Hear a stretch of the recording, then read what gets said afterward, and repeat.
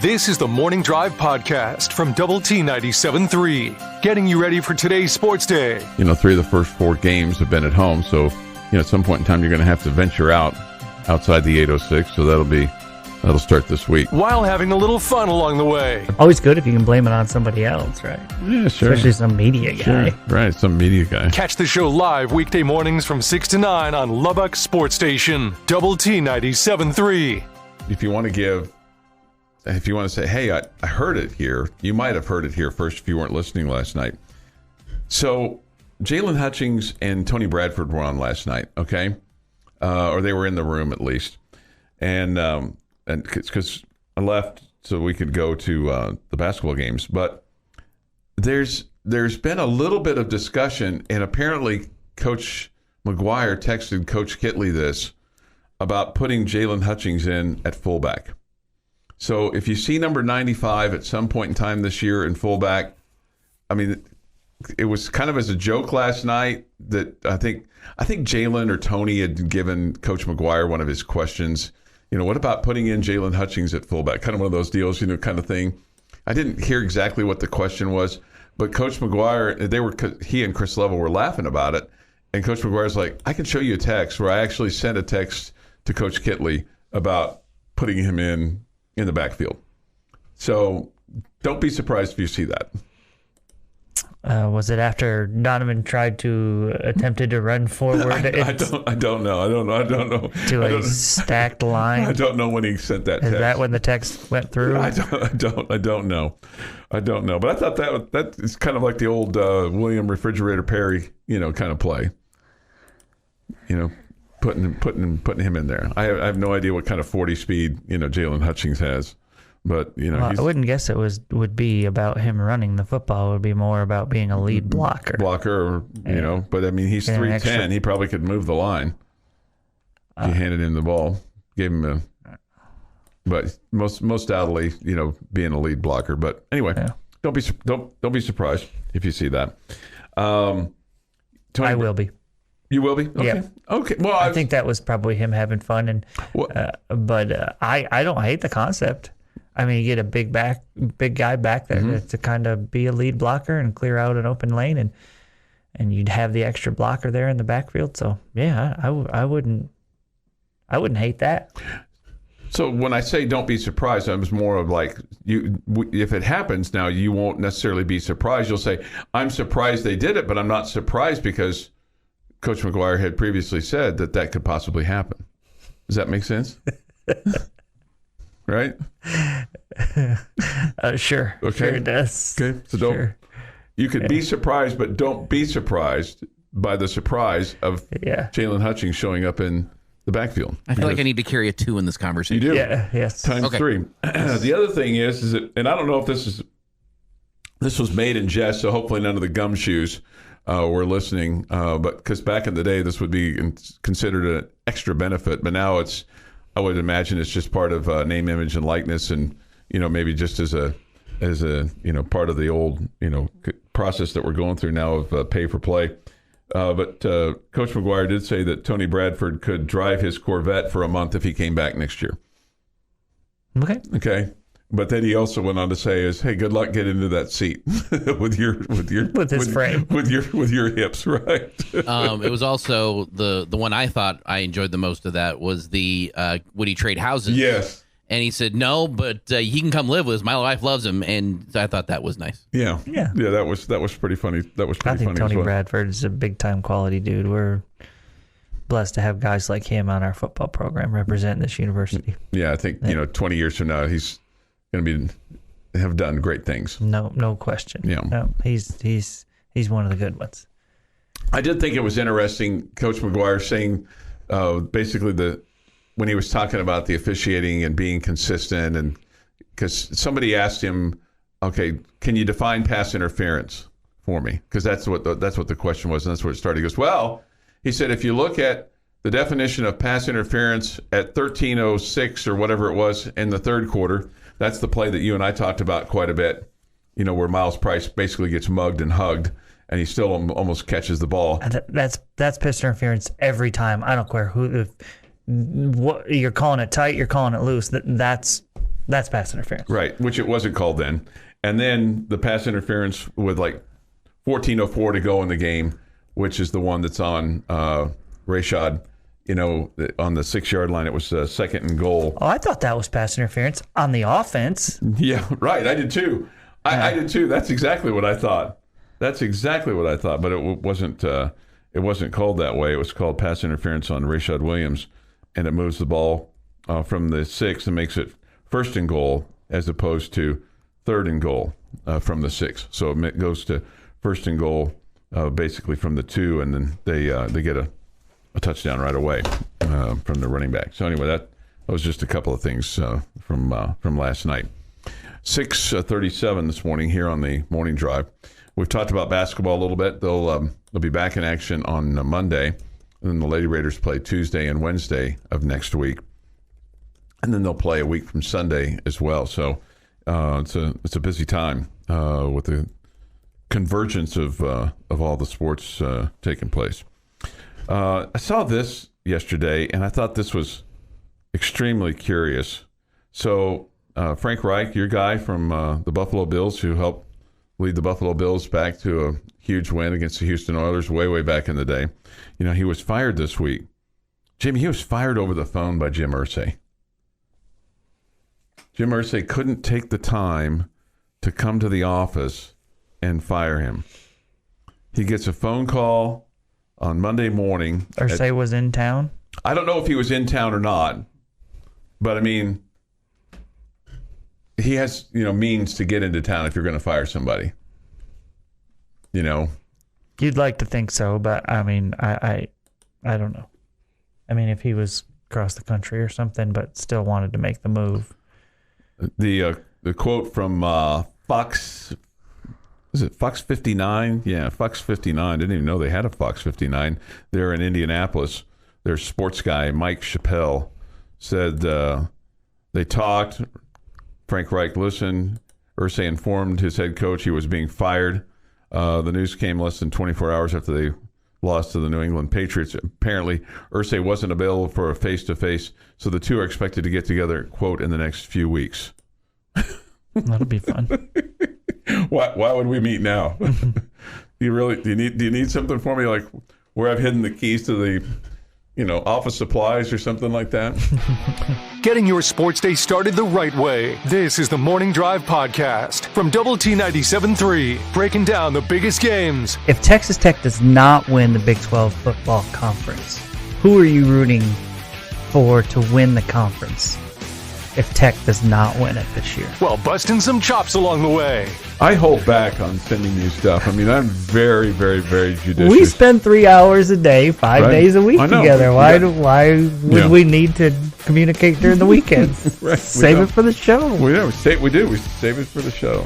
Tune into the Morning Drive live weekdays from 6 to 9 on Lubbock Sports Station, Double T 97.3.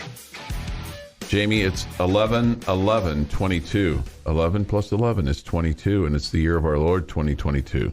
So 11/11/22. And here with all the news and notes is Jeff McGuire. Should have seen that one coming, Jimmy. We're smarter than that. 1943, New York Yankees pitcher Spud Chandler wins the AL MVP. St. Louis Cardinals outfielder Stan Musial wins the NL MVP. 1944, New York Rangers beat the Detroit Red Wings 5-2 to end the NHL record 25-game winless streak. Ooh. They were 0-21-4. 1960, a record then New York Knicks crowd for the third Madison Square Garden venue on 49th Street. 18,499 to the Knicks beat the Syracuse Nationals 112-108. You ever go to the old Garden before they? I've never been to Madison Square Garden. Never. Okay. Yep. Okay. Would you like to go there someday? Sure. Okay. Sure. 1981. The Raiders were playing one of those games. Mm-hmm. 1981, LA Dodgers starter Fernando Valenzuela becomes the first Major League rookie to win a Cy Young Award. Brewers' Raleigh Finger takes the AL Cy Young Award. Did I say finger? It's definitely fingers. There's definitely an S there. There's 100%ness there. Handlebar mustache. Yes. Yeah, there's more than one finger. You'd think he has 10 of them, especially 5 on his pitching hand. It's definitely Raleigh fingers. 1987. Or at least 4 fingers and a thumb. If he had 5 fingers, that'd be unique. Boston Red Sox starter. So is the thumb? I'm sorry, Jeff. Nope. The thumb doesn't qualify as a finger. No, it's 4 fingers and a thumb. You agree with that, Jeff? 5-finger discount when you lift something. I think if I give me 5. If I was in an accident of some sort and I lost my thumb and the finger next to it, I would say I'm down to just 3 fingers, or I would say I lost 2 fingers and a. You lost a finger and a thumb? I would say I lost 2 fingers. Yeah. I think a thumb is a specialized finger. I think it still should be considered a finger. It's just a special one. What's more important, the thumb or your big toe? Thumb. Yeah, because the big toe can be used as a thumb if you needed it. That's happened before. What? One of the why would you do that, or why was the thumb more important? Or so many questions. Why, Jamie? If you lost your thumb, you could use one of your big toes. Probably if you lost your right thumb, it'd be there's a surgery involved, Jamie. If that helps, big toe. Yeah, he's forgetting a big step there. That they can remove your big toe and make it your thumb. Well, that's a big thumb that you've got. Yeah, it used to be my big toe. Okay, I'm going to start from the beginning. Go ahead. Okay, if it's in my left hand, I think I would rather have my big toe. I think big toe is so important and balance and moving left, right, all that. I think if you lost your big toe, that'd be a bad deal. Try grabbing a cup. Well, without your again, thumb. my left hand, not the hand I knew, but I could grab a cup with a hand and that's true. And 4 fingers. You think? Yeah. You don't think with a hand and 4 fingers? Oh, with the other hand, yeah, sure. Yeah. Risa agrees with you. She says thumb is a finger in medicine. I'm with Jamie, but she's always with Jamie. It's good. Yeah. Good for her. Yeah. Yeah. That's the smart money, is to be Drinking with the Jamie Kool-Aid. Smart money is to be with you. Bad money is to be with me. Hey, so we've seen somebody in history has their thumb, their big toe removed, and they sewed it onto their. Yeah, so they could button their top collar button so they could tie their tie. I don't know that was the reason, but yes, they could then and actually button the top button. 1987, Boston Red Sox starter Roger Clemens, who had 4 fingers and a thumb on his hand, wins back-to-back AL Cy Young awards. The Philadelphia Phillies starter Steve Bedrosian. Steve Bedrosian. I know. Okay. Take my word. No way I would have gotten that from there. Steve Bedrosian Is the NL winner. I always went with Bedrosian. Okay. I have no idea which one is right. 1990. He was a bit player, so. Yeah. California Angel Chuck Finley and Seattle Mariner Randy Johnson combine to pitch a no-hitter in an exhibition game between the U.S. and Japanese all-star teams. We could bring that back. That'd be fun to watch. Yeah, it would. Although, how are you going to get him to play? 1997, Canadian-based players win the Cy Young Award. We can guess who they are? What year, 97? This is 97. There's 2 Canadian baseball teams at this point. Dave Stieb, was he it? No, that's too late for him. Canadian-based players? Baseball teams. This is base. Okay, so they weren't players. Canadians. They played for the Canadian baseball teams. The Expos or the Blue Jays. Was it one from each? 1997. Clemens. That's one. And for Expos wasn't Pedro. It was Pedro. Very good. Wow, good job, Jamie. Yeah. And in 2013, Novak Djokovic claims back-to-back ATP World Tour Finals tennis titles with a 6-3, 6-4 win over Nadal in the final in London, England. Bad day. I was going to say, it made you sour, didn't it? It did. Something that'll make you feel better. It's National Sunday Day. On a Friday. Are you a fan of the Sunday? Yes. I mean, I tweak it a little bit whatever yellowness they got going on there. With Pineapple. The pineapple, I'm out. Whatever that. That's is. That would be the banana split. Oh, okay. He's just You're saying right. Sundae. Just a regular old Sunday. Just Okay, good I'm old-fashioned sorry. Sunday. Chocolate sundae?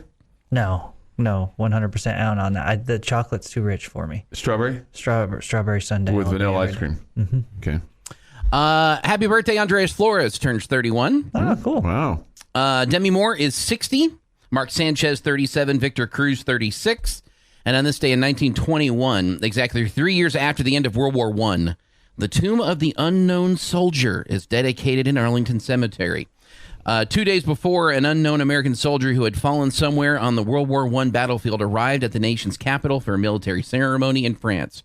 On Armistice Day, in the presence of President Harding and other government, military, and international dignitaries, the unknown soldier was buried with the highest honors bestowed beside the Memorial Amphitheater. Also, a soldier was lowered into the final resting place. 2 inches of soil brought from France were placed underneath him, and that is this day in sports history. And very quickly, time for our word of the day. Yeah, and our word of the day at 6:45-ish, now at 6:54, is Cowboys. Cowboys.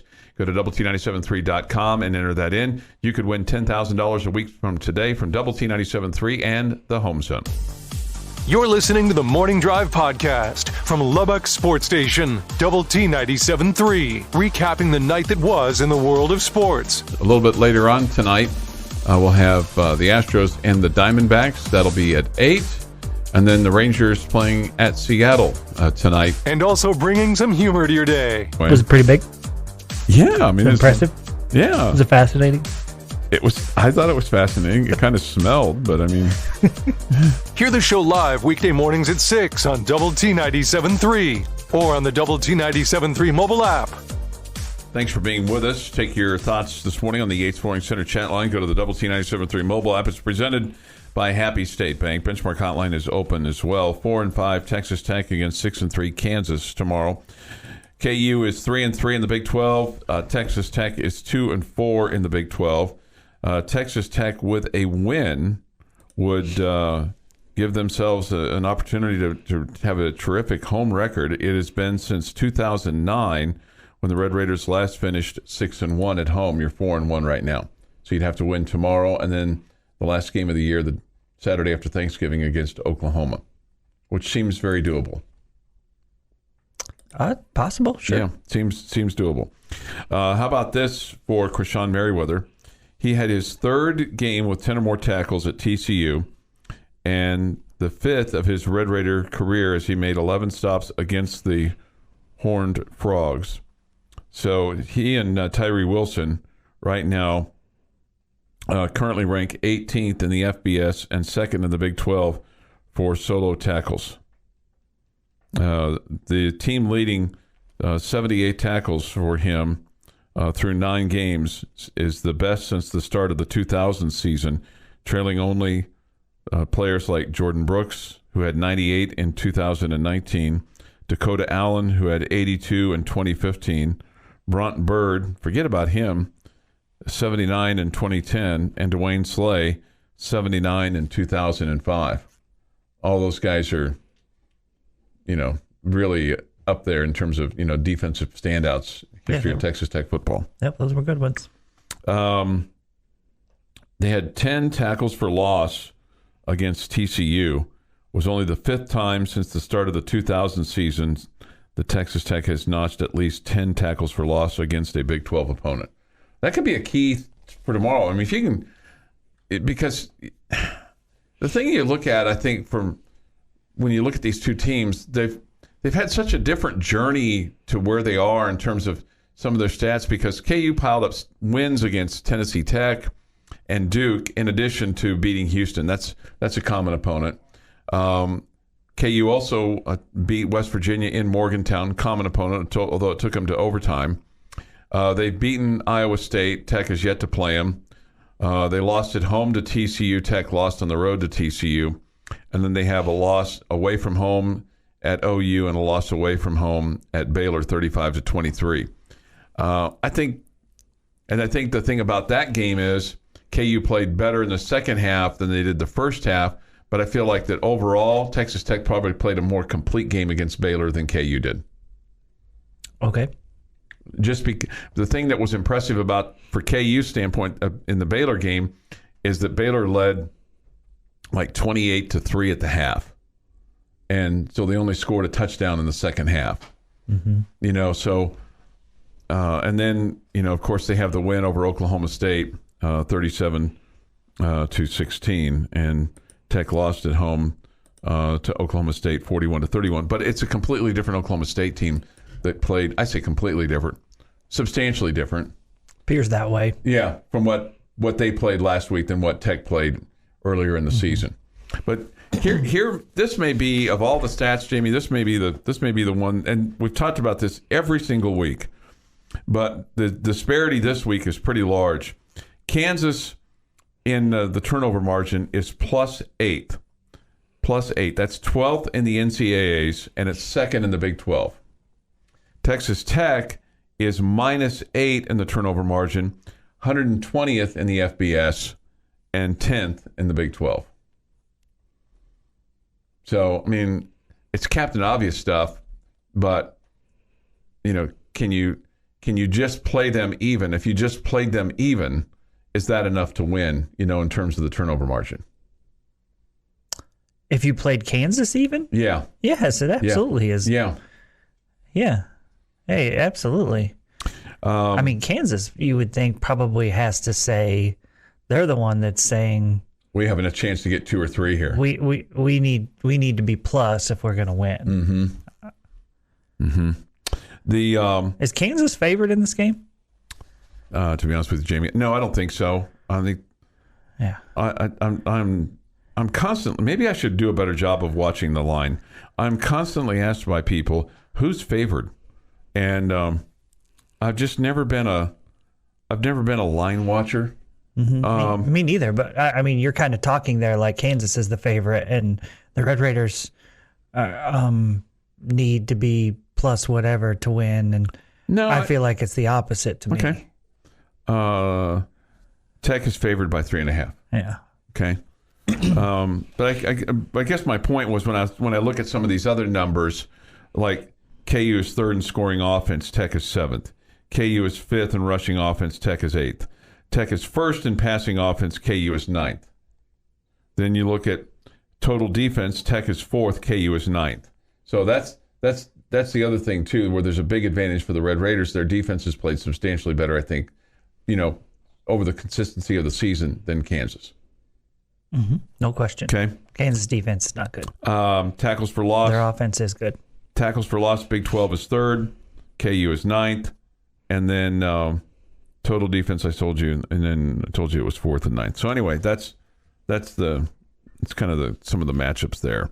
One thing, just a statistical note for Texas Tech, SaRodorick Thompson needs 50 yards to match Baron Batch for 9th place in career rushing yards.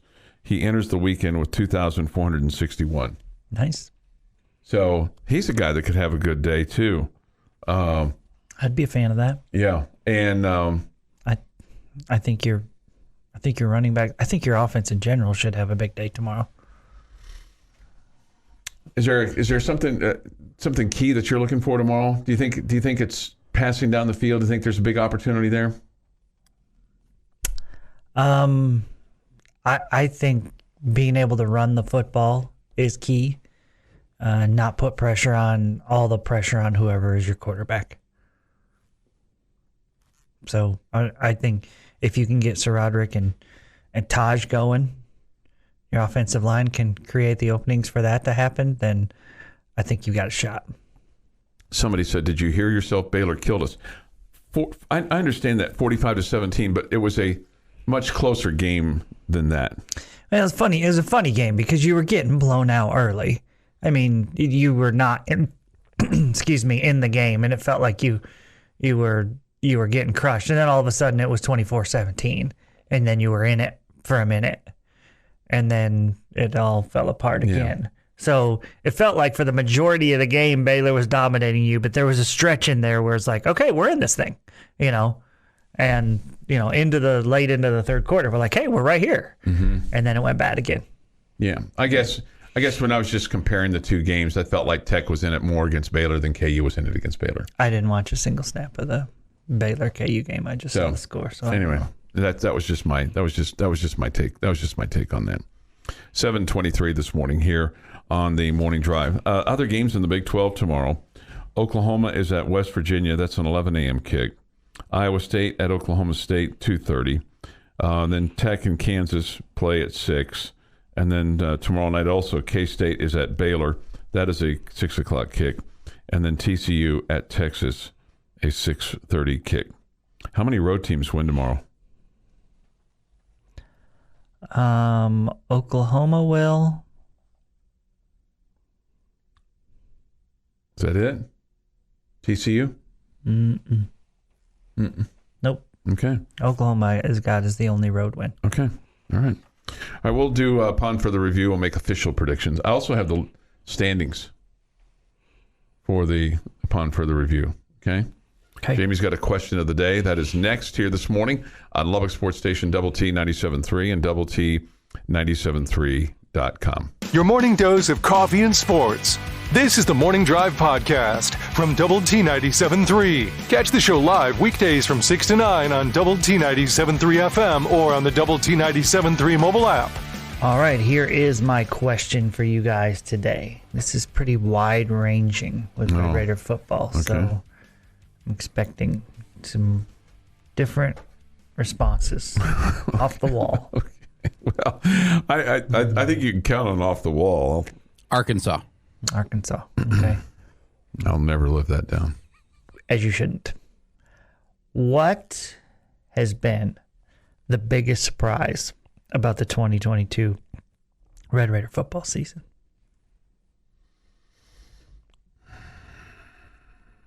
The biggest surprise.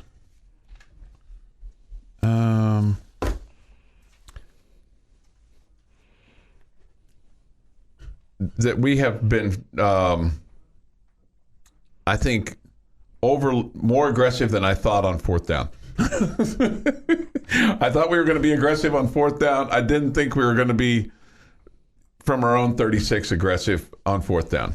Before the season started, you thought we would be aggressive on fourth downs? No. Oh, no. I mean, that's kind of developed, but that was after week 1. I was just trying to be different. You told me to be off the wall, so I was trying to be just a little bit different. My answer would have been how many times you've gone forward on fourth down. Okay. That would have been my answer. Okay. Yeah, I'd say no idea that was coming. No clue whatsoever. That number, yeah, absolutely. I didn't see that coming. My other thought was just the emergence and success of Xavier White from an individual player standpoint. Okay. The fact that we need milk cartons to find our tight ends. We need what? Milk cartons. Missing persons. Because as much as we talked about tight ends in the offseason, as much as the coaches talked about it in the fall, in the spring and in the fall, I figured you would be running your offense through your quarterback and tight end play, and they are somewhere. I don't know where. They're on the roster. They played in games. I've seen them have snaps. Have not seen them have catches. Okay. Is there a train? I was trying to figure out where's the train? There's the train tracks to the east of us. It's very loud today. But it's very loud today. Yeah. I guess he was just blowing his horn. I guess so. We could hear it all through the walls here. I think that's a good one, Jeff. The tight ends. I mean, I expected them to be a big factor. If I wasn't going to go with just how many times you've gone for it on fourth down, I mean, if I was going to go specifically with a player, I would. I mean, Tyree Wilson. I mean, but is he a surprise? I don't think I thought he was going to be this good. Okay. I mean, when you're talking about more QB pressures than anybody in the country. Yeah, that's fair. Okay. And them talking about him being top half of the first round. Yeah. Yeah, I didn't think he was that good. That's I didn't realize he was that good. Now, did I think he was a good player? No doubt. But, man, he's been crazy good. He enters the weekend as one of 3 Power 5 players to rank in the top 10 of the FBS for tackles for loss per game, as well as the top 20 for sacks per game, where he is currently 18th in the FBS. Yeah. And like you said, projected to be top half of the first round. Yeah, I didn't think he was going to be that good. Yeah. That's fair. That's very fair. Yeah. So that would be if there was an individual player. Mm-hmm. I mean, if you wanted to go on the negative side of things, you could probably go with how small of a factor Miles Price has been. Mm-hmm. Mm-hmm. I thought he would have a huge season. Mm-hmm. Huge season. I thought he'd be the go-to guy in a pass-happy offense. And injuries have obviously played a major role in that, but I just don't think he's ever just gotten into it, gotten the flow going, unfortunately. Let's get into some quick math here. Yeah, you've gone for it on 4th down 5% of your plays. So you've run 770 offensive plays this year, and you've run on 4th down 42 times. Tech is 25 of 42 on 4th down. Opponents are 6 of 15 on 4th down. And I think opponents end up going for it more because you push the envelope a little bit, and they're kind of forced to react a little bit. Mm-hmm. Yeah. And then the other thing, too, is I think opponents have looked at us and gone, well, 4th and 2, we've been running the ball pretty, decently well. We can go for it here on 4th down, and pick up a first down. I think does it seem like we're seeing more of that in college football? But maybe not. So KU is 6 of 11 on 4th down. Their opponents are 14 of 21. So maybe they feel like that. Maybe they feel the same way. Maybe the opponents of Kansas feel like, hey, their defense is not very good. If it's 4th and 2 or 4th and 3, we're gonna go for it here because they've been successful 67% of the time. So that might lead to something for tomorrow as well that could be even more aggressive. We'll go for it from our own 25, Jamie. 4th and 2. You know what? If you're down 7 with 2 minutes left, I'm all for it. Yeah. Okay. I have a feeling you could be down 7 with 2 minutes to go in the first quarter and do that. I would not be in favor of that. Yeah, I understand that. I understand that. Despite all the turnovers, Texas Tech has only given up 37 points off of turnovers, despite all of the turnovers. And you've had 16 interceptions. You've only intercepted the ball 5 times. Maybe the other thing that you could say from a surprise standpoint is, given the emphasis on the take 3, in terms of trying to take the ball away from the opponent and be +3, that hasn't panned out.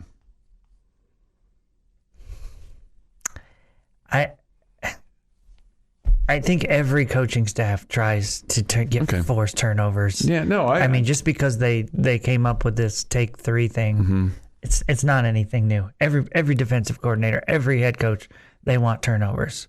Just because they said it didn't make me think it was going to automatically happen. I understand that, but I mean, it just was a pretty large point of emphasis, it seemed like. Your morning blend of sports. K-State is coming off a big win over Oklahoma. Of course, the Red Raiders off their 37-34 overtime win over number 22 Texas. And humor. Sure to tell them that. You suggested that.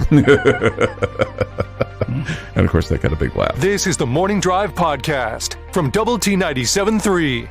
Catch the show live weekdays from 6 to 9 on Double T 97.3 FM or on the Double T 97.3 mobile app. I believe in miracles. That's why I believe that we can entertain you for the next 59 minutes and some change. With Jamie Lent and Jeff McGuire, I'm Chuck Heinz. Maybe inform, maybe make you laugh, maybe make you throw something against the wall. I don't know. Hopefully, if you've got something you throw against the wall, it's something that won't break. We come to you this morning from the First United Bank Double T 97.3 studio. Are you a thrower against the waller kind of guy? Not very often, right? It's very, very rare, and it usually doesn't I don't ever get that angry over a sporting event. Or anything. No, my children have made me pretty angry before. Fighting over clothes. And, I mean, just sometimes I just leave. What do? You drive around the block? No, I'll just go for a walk. Go for a walk. Where's Daddy? He walked to the radio station, or I just go for a walk. I once worked for a guy. Because I'm not fixing it. I'm not fixing it. I mean, you're fighting over whose clothes are whose, and who is you or my sweatshirt. Well, where is it? I don't know. I put it away. No, you didn't. You can't wear my sweatshirt because you didn't return. I mean, like, I'm just like, I'm out. I can't stand this. Let me take every bit of clothing I've ever purchased for you two, and so we can't fight over them anymore. You want to just like give it away? Yes, just want to give it away. Okay. So when we get in those modes, You load up the trunk with their clothes. I am not the person you want to be around. Okay. Yeah, and so that's why I just leave. Okay. Or I close the bedroom door. I once worked for a guy who was based out of Dallas, and his son and daughter-in-law worked for me, and that was the lesson in life. And You worked for a guy, and then his son and daughter-in-law worked for you. Yeah. Okay. Yeah. All right. And it did not end well. For them. Okay. I'll just say this. But one day he came to Lubbock. He flew into Lubbock, and I was out on an appointment, and I came back, and these two were traditionally late, but they performed. So I mean, there was some things that I could get. There were some things that I could control and things I couldn't control. And that was one of the things I couldn't control, was them getting to work at 8:30 in the morning. They just, for whatever reason, they struggled with that, but they performed. So anyway, the bottom line was, his wife called me, and she called me like once every 6 months, just with random questions. And she said, "Chuck, what is going on there?"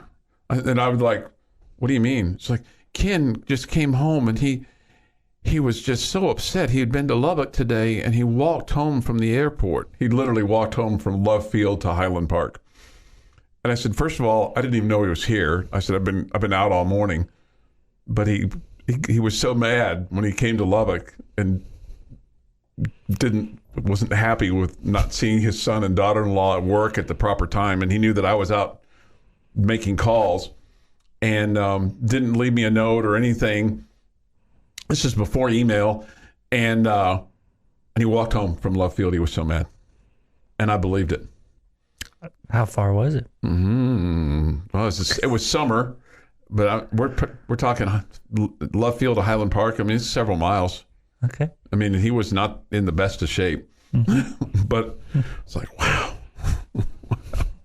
Wow. Yeah.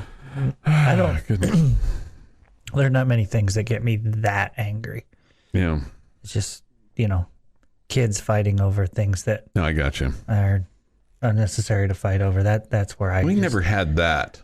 Yeah. We never could, but our kids weren't as close together as yours. Yeah. Maybe it was pretty close. Pretty close. It doesn't happen often, but when it does, it really makes me lose my mind. Chuck, have you ever seen the Wheat Liberty Bell? It's one of the 8 wonders of Kansas. Clint is a bad Kansan and has never seen it. Well, I guess I'm worse because I've never even heard of it. So I don't know anything about that. I have no idea. JL, Chuck, how far was it? Chuck, it was summer. In Arkansas. Okay, in Arkansas. 8:06 this morning here on the morning drive. Maybe that's why Chuck tells people it's okay to be late. They broke him. Yeah, they did. They broke me. They broke me. They did. They broke me. They broke me. So many different ways. Anyway, so I bet you were. King Craig says it's 4 miles. Love Field of Highland Park is approximately 4 miles. Thank you, King Craig. It's a good walk. Yeah, it's a good walk. It's a good exercise. Good walk for a guy that wasn't in good shape. Well, he's in better shape after that. I don't know. Tech basketball last night. They come away with a victory. Did you have any 60,000, 30,000 foot view of this game that that kind of stood out to you in some form or fashion? No, I mean, nothing jumped out to me as, oh man, we're in trouble, or I don't know.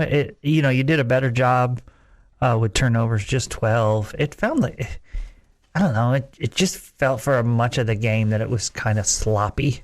Okay. Not necessarily with the Red Raiders, but Texas Southern was sloppy, and it kind of made for a, I don't know, not super well played game.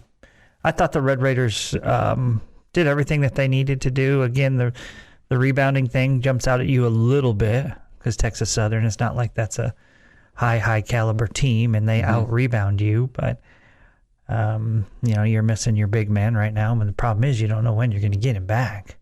So you've got to be able to play without him. So I like the balanced scoring with 3 players in double figures. I thought you continued to attack the rim. You didn't shoot it as well from beyond the arc as you did last time out, but that's somewhat expected at times. So I mean, nothing really jumped out at me.